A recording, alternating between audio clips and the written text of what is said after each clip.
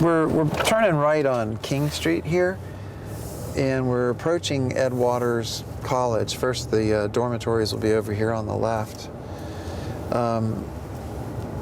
And this reminds me that Congresswoman Brown brought some pork barrel money to Ed Waters College, but what is significant about that is she did it through her daughter as a lobbyist. In other words, her daughter made money on the process. And really that's an outrage, and that's not the way government's supposed to work. And it doesn't have to work that way. It can be done properly without payoffs being involved to bring money to where it needs to be brought. And that's something I'm going to work hard to do. We're about to go over the Dames Point Bridge here, where we have the Jacksonville Port on either side. And it reminds me of a case where I was recently able to represent 9 members of the, they were actually truck drivers that wanted to be members of the Teamsters Union. They were African American men and women who were allowed to drive the containerized freight off of the ships at Crowley, but they were not allowed to be admitted to the union.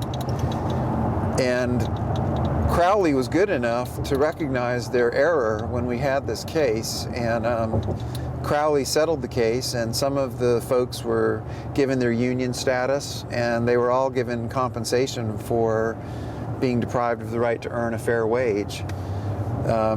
It was a good case, a really noteworthy case, because a very powerful lawyer from South Florida named Willie Gary kind of came in and kind of tried to take my clients away. And they all opted to stay with me instead. Another thing about the port is I know my opponent, Congresswoman Brown, has a motto that Karine delivers, but it reminds me of a scenario where she delivered money to the port, but not until after the port delivered money to a lobbying firm that employed Karine's daughter. In other words, Karine Brown's daughter was effectively paid to get the money from her mom to bring it out to the port. And I don't think we'll be doing that kind of stuff when we're in Washington. In fact, I'm sure we won't be. I'm standing here in front of the Lake County Administration Building in Tavares, Florida. Inside the building is the Lake County Emergency Operations Center.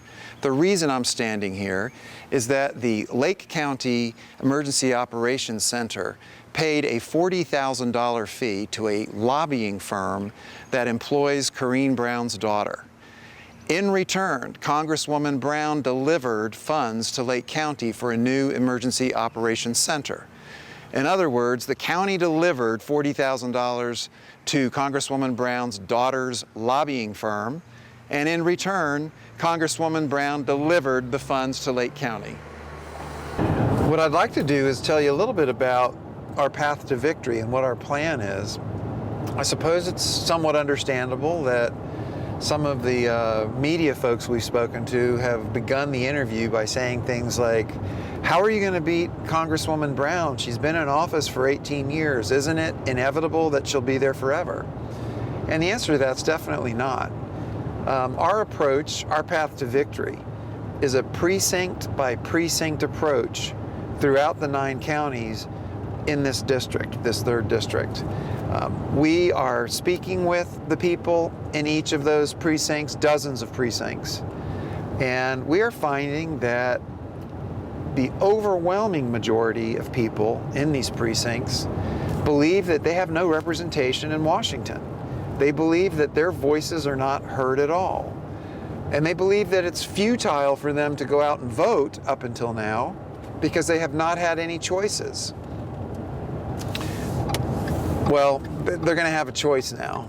And from what we're hearing around this huge district, and we've been all over it, is people want change, and they're looking for someone who can offer them an across-the-board benefit, which is what we're proposing to do with legislation that Congresswoman Brown has just never, for whatever reason, never engaged in that process. As we've said, other than a handful of bills that named post offices and that type of thing.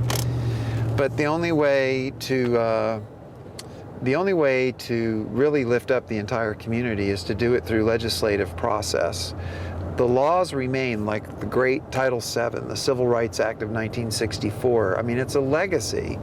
It's the reason President Obama is President Obama today. It's not because some congressperson brought some powerful member of the community a big pot of money when Barack Obama was a little boy. It's because the legislation affected us nationwide, and that's what I want to do, and that's what I'm going to do. That's what I've been doing for the past 25 years, is tinkering with that legislation and affecting that legislation by taking the people into court that have violated our federal laws and forcing the laws in some cases to be changed, like the 1991 Civil Rights Act, which is explained more on our website.